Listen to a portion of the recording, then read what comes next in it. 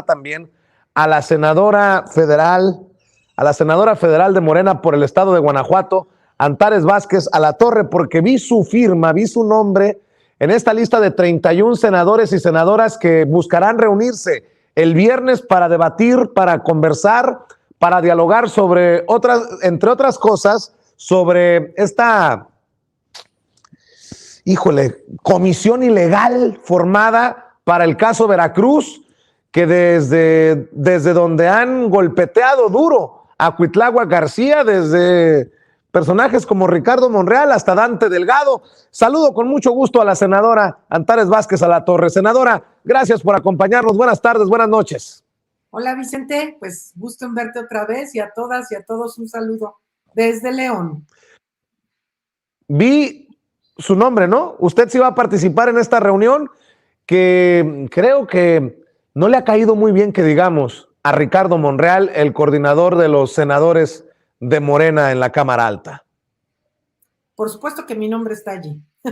De hecho, hemos promovido nosotros esta recolección, estuvimos platicando con compañeras y compañeros para llevar a cabo esta reunión, porque como ya habíamos platicado, la tan lamentada comisión esta especial para el caso de Veracruz se constituyó de manera irregular, es ilegal, porque no nos hemos reunido como pleno, las senadoras y senadores estamos en nuestros estados y pues no tienen facultades en la Junta de Coordinación Política para constituir este tipo de comisiones, sino el Pleno del Senado.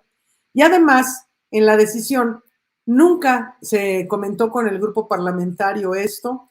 A título, a nombre del grupo parlamentario se sacó un comunicado diciendo que estábamos en contra de la persecución política y de la venganza política de Cuitláhuac, que eso tampoco fue consensado con nosotros, y por eso nosotros, como no hemos tenido ocasión, no hemos tenido oportunidad de dialogarlo al interior del grupo parlamentario, decidimos hacer una convocatoria que sí tuviera firmas, no como el comunicado aquel, sino que sí tuviera firmas para convocar a nuestras compañeras y compañeros del grupo parlamentario y del Partido Encuentro Social a una reunión que es previa a nuestra plenaria del grupo, que empezará el sábado, el viernes, hacer esta reunión para discutir exclusivamente este tema y algunos asuntos internos que tienen que ver con este tipo de comunicaciones que se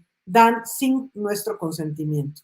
Entonces, pues, sí estuvimos platicando con muchos compañeros. Afortunadamente, la mayoría estamos en sintonía. Hay algunos compañeros que no firmaron la convocatoria, pero que se están sumando también para asistir a la reunión. Entonces, vamos a reunirnos el viernes para atender este tema. Antares, ¿esta es una rebelión contra Ricardo Monreal? ¿Podría llevar esta reunión del viernes a pedir la salida de Ricardo Monreal como coordinador del grupo parlamentario de Morena en el Senado? No es una rebelión, es un acto de congruencia política, de decir, aquí estamos nosotros para atender los asuntos que nos competen como senadoras y senadores, y aparte lo que tiene que ver con el proyecto de nación y de atender una situación que se está dando en Veracruz, que es muy particular, un caso muy particular en el que no tiene que ver el gobernador Cuitláhuac García y que se está politizando para usos facciosos de algunas personas, ¿no? No está en nuestra agenda la destitución de Ricardo Monreal, no es tiempo para eso, yo ya lo he explicado al público de Sin Censura, no es tiempo para hablar de destitución de Ricardo Monreal porque tenemos enfrente la reforma eléctrica que es fundamental para el país, tenemos el tema de la Guardia Nacional y tenemos la reforma electoral que son fundamentales, que son reformas constitucionales y necesitamos tener nuestra mayoría y además sumar a otras personas. Entonces no es tiempo de estar hablando de ese tipo de cosas de destitución, sino de aclarar las cosas, de no nos involucren en cosas en donde no queremos estar involucrados y no se cometan ilegalidades a nombre del Senado de la República. En la mañana lo que sí me dijo César Cravioto es que estaría en agenda pedir que se elimine la comisión esta creada de forma ilegal, la eliminación de esta comisión especial para el caso Veracruz. ¿Eso sí van a pedir? Por supuesto, ese es el punto central para esta reunión. Es decir, no va a haber esa comisión especial. Si insisten en llevarla al pleno, si es que se animan, pues obviamente van a perder porque estamos en contra y nosotros somos mayoría. Entonces, es mejor que salgan decorosamente y quiten su comisión espuria, ¿no? También la veo muy activa, senadora, pasando a otros temas, si me permite, en la promoción e información sobre la reforma eléctrica. Hoy veo que participó en la reunión del Frente Nacional en Defensa de la Reforma Eléctrica en la Ciudad de México con sus compañeros, dice usted, José Narro y el senador Ilay Cervantes.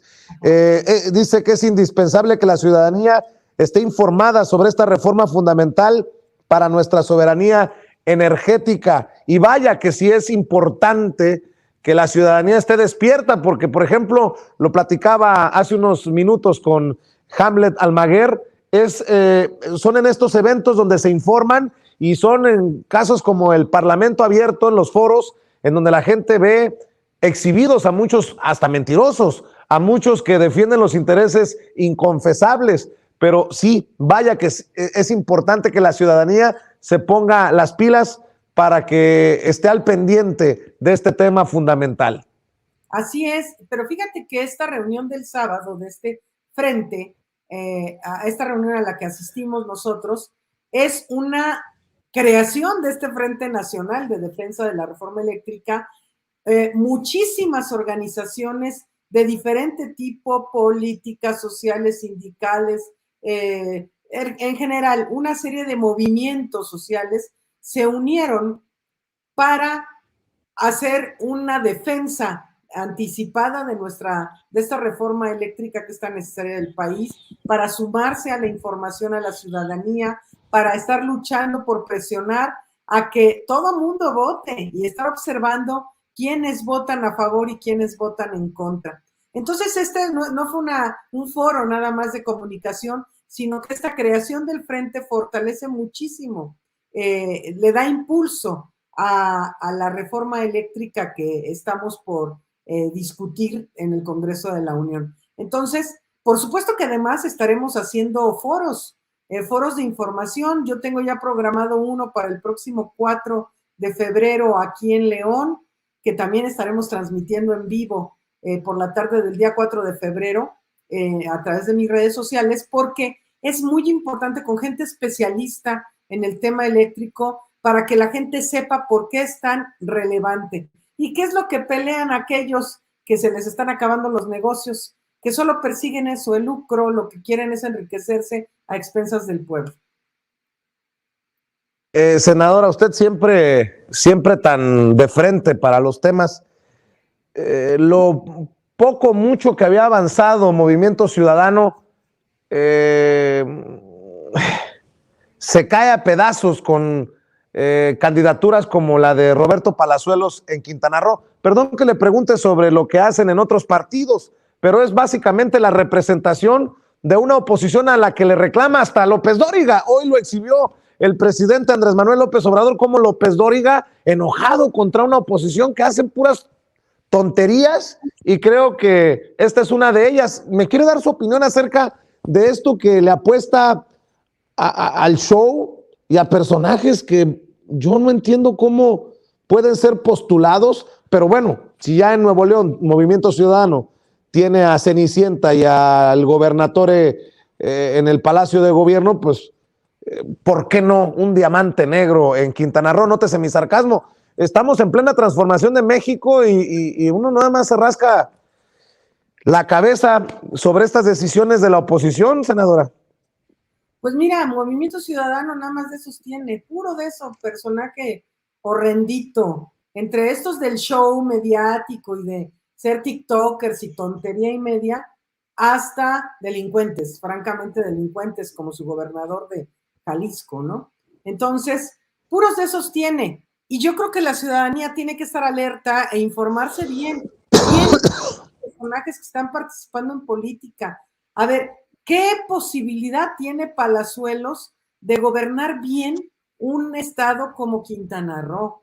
Un estado como Quintana Roo que tiene tantas posibilidades de desarrollo, un pirurrito que no tiene nada que ver con el pueblo de Quintana Roo, que no tiene nada que ver con la realidad histórica de Quintana Roo ni con las necesidades que tiene el pueblo de ese estado. Entonces, es nada más, fíjense que es que, de veras, el pueblo tiene que estar alerta porque yo he estado oyendo ese tipo de conversaciones de, hay alguien que traiga votos, entonces pueden traer a un artista, a un no sé quién, para que jale votos porque piensan que la gente es tonta.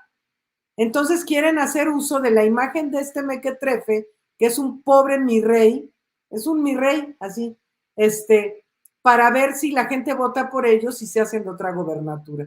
Entonces es jalar votos nada más pensando en un público como que es infantil, como que no le da a la gente para creerse que un personaje así va a poder sacar adelante el estado de Quintana Roo, ¿no? Es muy absurdo. Pero más allá de la candidatura, ¿no es también un buen e importante debate sobre la gente, sobre el votante? Porque por Samuel García votaron y ahí está. Ahí está el caso, con mucho respeto lo digo, de Cuauhtémoc Blanco, que forma parte de la coalición de ustedes. Juntos hacemos historia. Los casos se han dado una y otra vez. Y a esa misma audiencia usted le está pidiendo que se informe sobre la reforma eléctrica. ¿Es una falta de respeto del partido para la ciudadanía, para el votante, o es apostarle a ese sector todavía importante del votante que le apuesta más al circo y a la maroma? Yo creo que es un poco de todo.